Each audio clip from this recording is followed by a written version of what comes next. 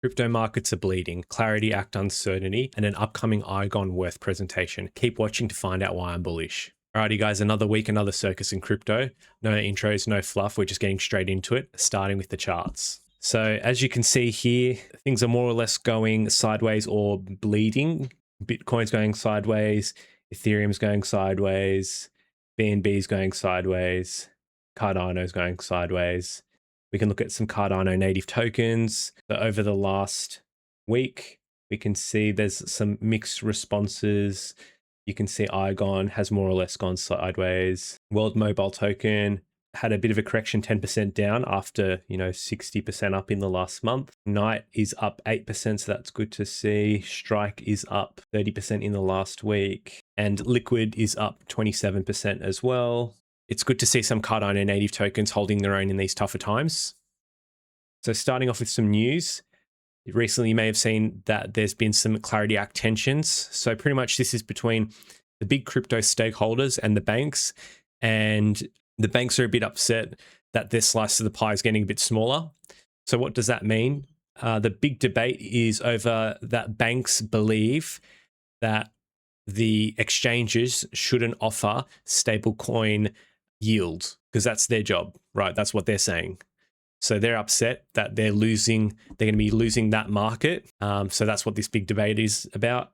It's gotten so big that the government, Trump administration, has had to step in and mediate it and set some rules and all that sort of a thing. So we'll see how it plays out. There's so many mixed bits of information from this. Like literally when this meeting was happening, we went up to a 90% yes on Polymarket.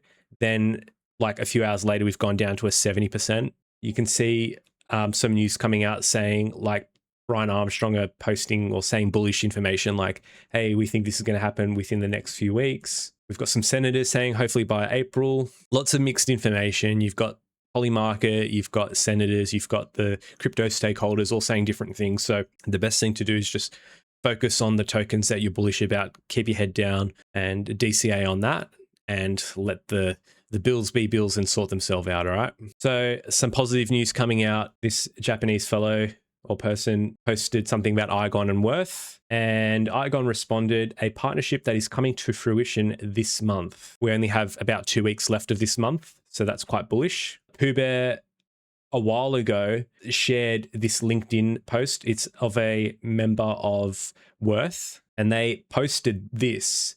And if you read this, I can put it in the comments. It sounds like they're talking about Iagon, right? We know Iagon and WURTH have partnered. So they're pretty much talking about the product that Iagon has offered WURTH.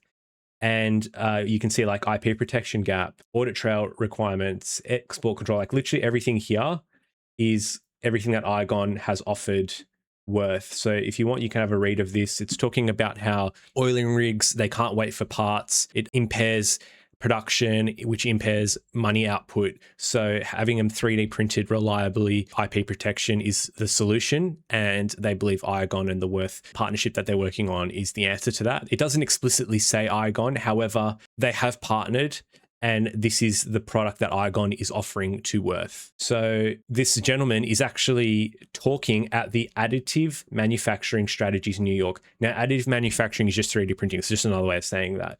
So there's a convention for 3D printing in New York. He's going to be speaking on the 24th of February at 1:50 p.m. And this is everything he's going to be talking about. And as I said before, if you read this little paragraph at the bottom, sounds a lot like Iagon and the product that Iagon has offered WURTH. So to me, I'm obviously bullish to see what comes from this because obviously we're going to be hearing more news about the exact details of the WURTH Iagon partnership.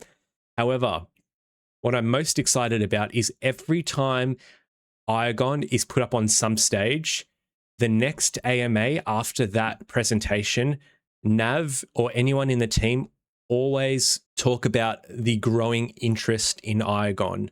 So if we're going to have a working product presented to a 3D printing convention, this is the perfect advertising opportunity for this product. So I'm super, super, super keen to see what other eyes are going to be on Iagon and what other interest is going to be gained.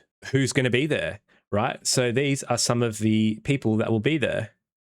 So these aren't small companies. These are quite large companies.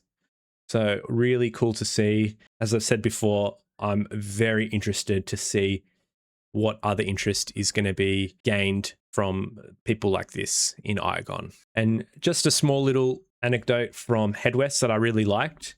Crypto was founded as an industry of coordinating distributed computing.